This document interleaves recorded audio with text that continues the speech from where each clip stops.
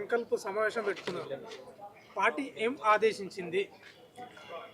ఆదేశించడం కాదండి. ఇప్పుడు ఈరోజు బేసికల్గా స్టేట్ వర్క్షాప్ రానున్న మున్సిపల్ కార్పొరేషన్స్ అండ్ మున్సిపల్ ఎలక్షన్స్కి సంబంధించి ఈరోజు ఒక వర్క్షాప్ నిర్వహించారు. రానున్న 20-25 రోజులు ఏదైతే టైం స్పాన్ ఉందో ఆ స్పాన్లో ఎలా ఓటర్ని టచ్ చేయాలి, ఎలా ముందుకెళ్ళాలి అని ఒక వర్క్షాప్ ఒకటి నిర్వహించడం జరిగింది.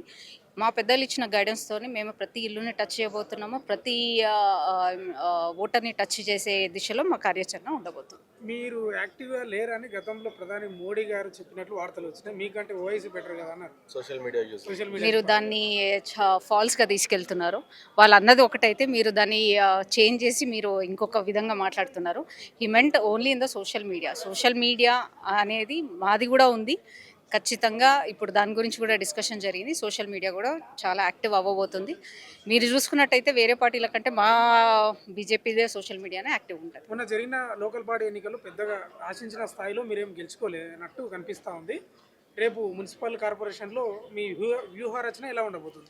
ఆశించే విధంగా ఎందుకు లేదంటున్నారు. నియర్లీ అబౌట్ 1000 సర్పంచెస్ మేము గెలుచుకున్నాం. అంటే గతంతో పోల్చుకుంటే మేము 4-5 టైమ్స్ మేము అధికంగా ఈసారి నిల్చోవడం జరిగింది అండ్ మేము గెలవడం కూడా జరిగింది. సో దీంట్లో మాది వెనుకబడి ఉన్నాం అనేది క్వశ్చనే లేదు. మున్సిపాలిటీకి సంబంధించి మున్సిపల్ కార్పొరేషన్స్కి సంబంధించి నిన్న ఏదైతే ముంబై ఎలక్షన్స్లో విజయం సాధించినామో ఆ స్ఫూర్తితోని ఆ కాన్ఫిడెన్స్ మాలో కూడా వచ్చింది. తెలంగాణలో కూడా రానున్నది బీజేపీ ప్రభుత్వంలో ఏదైతే రానున్న రోజుల్లో ఇది ఒక రెండో స్టెప్. మొన్న సర్పంచ్ ఫస్ట్ స్టెప్, ఇది రెండో స్టెప్గా మేము భావిస్తున్నాం. సో డెఫినెట్గా మేయర్లన్నీ కూడా భారతీయ జనతా పార్టీయే గెలుచుకోబోతుంది. చైర్మన్ కూడా విలీనం జరిగింది అంటే కాంగ్రెస్ పార్టీకి అనుగుణంగానే విలీనం ఉందని జిహెచ్ఎంసీ డీలిమిటేషన్ అనేది కాంగ్రెస్ పార్టీకి అనుకూలంగానే ఉందని మీరు భావిస్తున్నారా? ఎగ్జాక్ట్లీ అదే విధంగా చేయడం జరిగింది. ఉదాహరణకి చూసుకుంటే నా డివిజనే ఉంది, ఉప్పల్ డివిజన్. నేను గతంలో కూడా కార్పొరేటర్గా పోటీ చేయడం జరిగింది.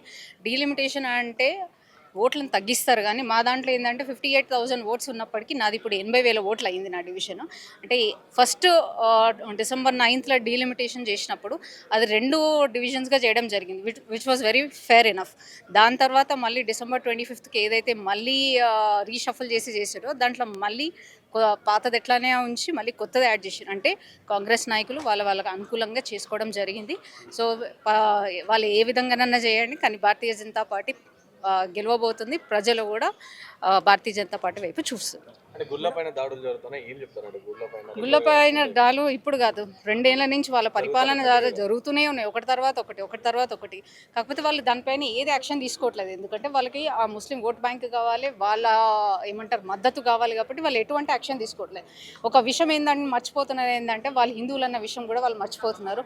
ఏదైతే ఇప్పుడు వాళ్ళకి మద్దతు పలుకుతున్నారు, రేపటి నాడు వాళ్ళకే అది ఇబ్బంది అవుతుంది, వాళ్ళ ద్వారా కాంగ్రెస్ వాళ్ళకు కూడా ఇబ్బంది అవుతుందని వాళ్ళు తెలుసుకున్న రోజులు ముందు అంటే ఓవైసీ మాట్లాడుతూ ఆర్ఎస్ఎస్ ఎలక్షన్స్ వచ్చినట్టే చాలు ఇంకా ఆర్ఎస్ఎస్ రెడీ అయిపోయారు, సో ఆర్ఎస్ఎస్ ఇవన్నీ చేస్తున్నారని చెప్పేసి ఓవైసీ మనం మాట్లాడుతూ తలకెళ్ళని వాళ్ళ మాట్లాడిన మాటలకి మేము ఆన్సర్ ఇవ్వాల్సిన అవసరం లేదు. ఎందుకంటే ఎవరు చేస్తున్నారు ఏందనేది కూడా తెలుసు. మీరు ఉదాహరణకి ఆ రోజు అక్కడ జరిగినప్పుడు ఒక పిచ్చోడు వచ్చి చేసిండంట. ప్రతిసారి ఒకటి చేయడము, పిచ్చోడిని నెపం పెట్టడం, ఇది ఎవరు చేస్తున్నారు ఎందుకు చేస్తున్నారో అందరికీ తెలిసిన విషయమే. సో అతను ఏదో మాట్లాడినని దానికి మేము రియాక్ట్ అవ్వాల్సిన. మేడం, ఈ హిందూ గుళ్ళ మీదనే జరుగుతున్నాయి కదా, మరి ఎందుకు క్రిస్టియన్ చర్చిల దగ్గర ఎందుకు జరగట్లేదు?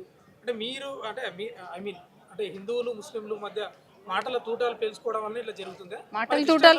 మాటలు తూటాలు అనేది లేనే లేదు. వాళ్ళు దాడి చేస్తున్నారు, మేము దాన్ని ఏం చేస్తున్నాము, వీఆర్ జస్ట్ ఎక్స్ప్రెసింగ్ ఇది ఇట్లా జరిగిందనే చెప్తున్నాం. కానీ మేము వాళ్ళపైన దాడి చేయాలంటే ఎంతసేపు, వాళ్ళ మసీదుల పైన దాడి చేయాలంటే మేము ఎంతసేపు. చర్చిల మీద ఎందుకు జరుగుతలేదు మేడం? అది మీరు వాళ్ళని అడగండి, దాడి చేసిన వాళ్ళని. మున్సిపల్ కార్పొరేషన్ సీట్లను దక్కించుకుంటారా ఈసారి? ఖచ్చితంగా దక్కించుకుంటాం. అన్ని మేయర్లు మావే సొంతం అయితే చైర్మన్ కూడా మావే సొంతం.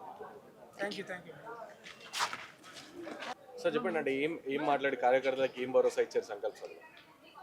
గెలవాలనే భరోసా ఖచ్చితంగా. 117 మున్సిపాలిటీలు 7 కార్పొరేషన్ కూడా జరుగుతాయి అనుకుంటున్నాం ఎలక్షన్స్ తెలంగాణ రాష్ట్రంలో. నిన్న నేను బెస్ట్ ఎగ్జాంపుల్ చెప్తాను. మహారాష్ట్రలో ఎన్నికలు జరిగినాయి, 29 కార్పొరేషన్స్ ఎన్నికలు జరిగినాయి. 25 బీజేపీ, శివసేన బీజేపీ అఖండ విజయం సాధించింది. 25 కార్పొరేషన్లో బీజేపీ మేయర్ అవుతాయి, ఇంక్లూడింగ్ బాంబే మున్సిపల్ కార్పొరేషన్.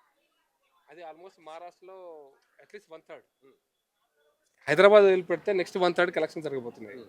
నేను దాన్ని ఎందుకు పోలుస్తున్నా అంటే సర్పంచ్ ఎలక్షన్స్లో బీజేపీ స్ట్రైకింగ్ రేట్ మహారాష్ట్రలో 90% ఇంచుమించు, ఆల్మోస్ట్ 90%. అదే Congress party striking rate sarpanch elections, గుర్తులేని ఎలక్షన్స్లో కార్యకర్తలు గెలిచారని చెప్పుకుంటున్నటువంటి ఎలక్షన్స్లో వాళ్ళు క్లెయిమ్ చేస్తున్నారు, వాళ్ళు మా గెలిచినంత మా వాళ్ళు అని చెప్పుకుంటున్న ఎలక్షన్స్లో కూడా వాళ్ళకి 60 నుంచి 65% దాటలే. అదంతా ఇంకో అటు తీసేస్తే 40-40% కంటే ఎక్కువ లేదు. గ్రామీణ ప్రాంతాలలోనే అంత వ్యతిరేకత కాంగ్రెస్ పార్టీ కార్యకర్తల మీద, కాంగ్రెస్ పార్టీ నాయకుల మీద వ్యతిరేకత ఉండి సర్పంచ్ ఎలక్షన్స్లో వాళ్ళ కార్యకర్తలను గెలిపించుకోలేకపోయారంటేనే మున్సిపల్ ఎలక్షన్స్ పార్టీ గుర్తు మీద జరుగుతాయి. కాబట్టి ఖచ్చితంగా పార్టీ గుర్తు మీద జరుగుతున్నప్పుడు కాంగ్రెస్ మీద విపరీతమైన వ్యతిరేకత ఉంది. ఆ వ్యతిరేకతను బీఆర్ఎస్కు పోకుండా మనం ఎన్కరేజ్ చేసుకోవడం కోసం ఎంత గట్టిగా ప్రయత్నం చేస్తే అంత ఎక్కువ మనం మున్సిపల్ కార్పొరేషన్ గెలవగలుగుతాం.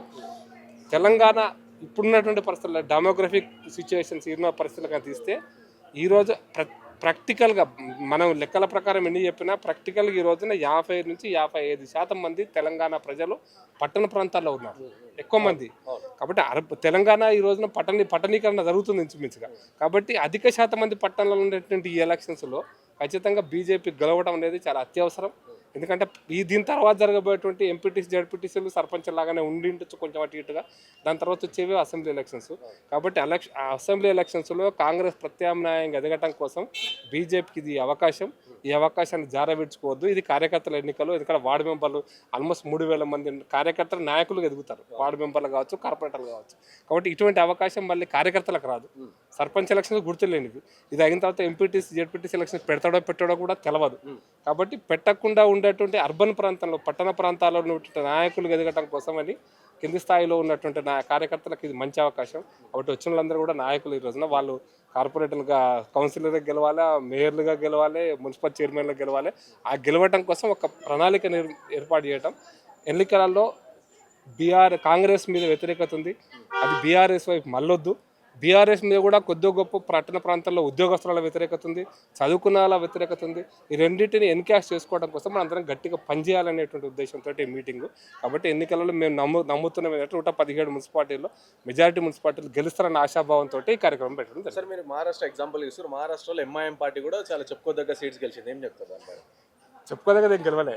బాంబేలో 4-5 ఎక్కువ గెలిచింది. బాంబేలో 4-5 గెలిచింది, కన్సాలిడేట్ అవుతుంది, కరెక్ట్. అది లాతూర్లో కూడా గెలిచినారు, దాని తర్వాత అమరావతిలో కొన్ని గెలిచినారు, పర్బనీలో కొన్ని గెలిచినారు. ఎస్, వాళ్ళు కొంత గెలిచిన వాడు గతంలో వాడు మున్సిపల్ మేయర్ కూడా. అంతేందుకు మహారాష్ట్రలోకి ఎంపీ ఉన్నాడు. మనం తక్కువ అంచనా లేదు, 2 ఎమ్మెల్యేలు కూడా ఉన్నారు అక్కడ. కాబట్టి మహారాష్ట్ర అనేటువంటిది ఓల్డ్ హైదరాబాద్ స్టేట్ అవుతుందో, నాందేడ్, పర్బని, ఈ లాతూర్ ఏరియా, ముజ్నాబాద్ ఏరియా కొంచెం ఇంపాక్ట్ ఉంది. నిజం చెప్పాలంటే ఓవైసీ మహారాష్ట్రకి వచ్చినాడు. అసలు ఓవైసీ ఆరిజినే మహారాష్ట్ర. కాబట్టి వాళ్ళ ఆరిజిన్, ఈవెన్ కాసిం రాజు పార్టీ, ఎంఐఎం పార్టీ పెట్టినటువంటి కాసిం రాజు ఆరిజినే నాందేడ్ దగ్గర. కాబట్టి వాళ్ళ పార్టీ అక్కడ ఉన్నది. తెలంగాణలో చూపిస్తుందా? దాని ఇంపాక్ట్ హైదరాబాద్ ఉంటుంది ఖచ్చితంగా. హైదరాబాద్లో మేము మా స్లోగన్ పక్క హైదరాబాద్లో ఎంఐఎం మేయర్ కావాలన్నా, నాన్ ఎంఐఎం మేయర్ కావాలంటే బీజేపీ మేయర్ కావాలన్నా మీరు ఆలోచించుకోండి. ఎవ్వరు గెలిచినా బీఆర్ఎస్ గెలవని, కాంగ్రెస్ గెలవని, వాళ్ళు మద్దతు ఇచ్చేది ఎంఐఎంకు, వాళ్ళు మద్దతు తీసుకునేది ఎంఐఎంకు. ఆ పరిస్థితి తెలంగాణ రావద్దంటే, హైదరాబాద్లో రావద్దంటే బీజేపీని గెలిపియమనేది మా నినాదం. ఈవెన్ మహారాష్ట్రలో కూడా 5 సీట్లు మేము గెలిస్తే సపోర్ట్ చేస్తామా చేయమనేది వాళ్ళు అనుకుంటారు. మేము బీజేపీగా ఎంఐఎం సపోర్ట్ అడగము, ఎంఐఎం సపోర్ట్ తీసుకోము. ఎంఐఎం పార్టీతో ప్రత్యక్షంగా కానీ పరోక్షంగా కానీ ఏ రూపంలో కూడా పొత్తుండదని మాత్రం చెప్పదలుచుకోండి. ఇంకోటి రీసెంట్గా అంటే రెగ్యులర్ చూస్తున్నాం గుళ్ళపైన దాడులు జరుగుతున్నాయి. దానికి ఓవైసీ మన ప్రెస్ మీట్ పెట్టి, సో ఆర్ఎస్ఎస్ ఇప్పుడు నెక్స్ట్ ఎలక్షన్స్ వచ్చినాయి కాబట్టి ఆర్ఎస్ఎస్ గుండాలు కొంతమంది ఇవన్నీ చర్యలు చేస్తారు. సో దీని మీద పోలీస్ అధికారులు యాక్షన్ తీసుకోవాలని దాన్ని చెప్తారు. ఏం చెప్తారు? ఓవైసీకి చదవచ్చు రాదు తెలియదు. నేను ఓవైసీ స్టేట్మెంట్ ఒకటే రకంగా చూస్తాను, ఆయన ముస్లిం ద్రోహి అంట ఒక రకంగా. ఎందుకంటే ప్రతి ఇష్యూని రాజకీయం చేసి మతం కోణంలో రాజకీయం చేయడం వల్ల ముస్లిం ప్రజలకు ఒరిగేది ఏం లేదు. కాబట్టి ముస్లిం సోదరులారా ఓవైసీని ముందు రాజకీయాల నుంచి తరిమి కొట్టండి చెప్పదలుచుకున్నాను. తరిమి కొడితేనే ముస్లింలకు సంక్షేమం ఉంటుంది, ముస్లింల అభివృద్ధి ఉంటుంది. మతానికి రాజకీయాలకు ముడిపెట్టేటువంటి ప్రయత్నం చేయొద్దు. వాళ్ళ పార్టీ ఈ ప్రయత్నం చేస్తుంది. గుళ్ళ మీద దాడులు జరిగితే నిజంగా నిబద్ధత ఉంటే ఓవైసీకి దాన్ని ఖండించాలి. ఎవరైతే అటువంటి సంఘటనలకు పాల్పడుతున్నారో వాళ్ళని వెంటనే అరెస్ట్ చేయమని డిమాండ్ చేయాలి. నీకు సఖ్యత ఉంది, నీ సహకరించే పార్టీ కాంగ్రెస్ పార్టీ, నువ్వు సీఎంని కలిసి నువ్వు చెప్పు. సీఎం కలిసి రిప్రజెంటేషన్ ఎవడైతే ఇటువంటి పని చేస్తుండో వాడిని వెంటనే అరెస్ట్ చేయి, వాడిని శిక్షపడేట చూడమని చెప్పు. అంతే తప్పిస్తే వాళ్ళు ఆర్ఎస్ఎస్ చేస్తుందా, మళ్ళీ ఆర్ఎస్ఎస్ మీదకి ఎందుకు వచ్చింది? అరే నువ్వు ముఖ్యమంత్రి చెప్పి చట్ట ప్రకారం ఆర్ఎస్ఎస్ హిందూ చేసినాకో చట్ట ప్రకారం తీసుకోని చెప్పు. దమ్ముంటే చెప్పు. నీకు దమ్ము లేని మాటలు ఓవైసీవి, మత ప్రాతిపదికన మాటలు తప్పది. ఓవైసీ నాయకత్వం పోయిన రోజే ముస్లింలు నిజమైన సంక్షేమం జరుగుతుంది. మతం పేరు మీద రాజకీయాలు ఓవైసీ గారు చేస్తారు. ఆయన పార్టీ పుట్టిందే మజ్లిస్ ఇత్తహాదుల్ ముస్లిమీన్, ఆ ముస్లింల రాజకీయం చేయడం కూడా పుట్టినప్పటి పార్టీ. కాబట్టి అంతకంటే ఎక్కువ బాగా ఏదో మాట్లాడతాడని మనం ఆశించడం కూడా తప్పు. హిందూ సమాజం అట్లా ఆశించలేదు కూడా. కాబట్టి ఓవైసీ పని ఓవైసీ చేసుకునేది మా పని మేము చేసుకుంటాం.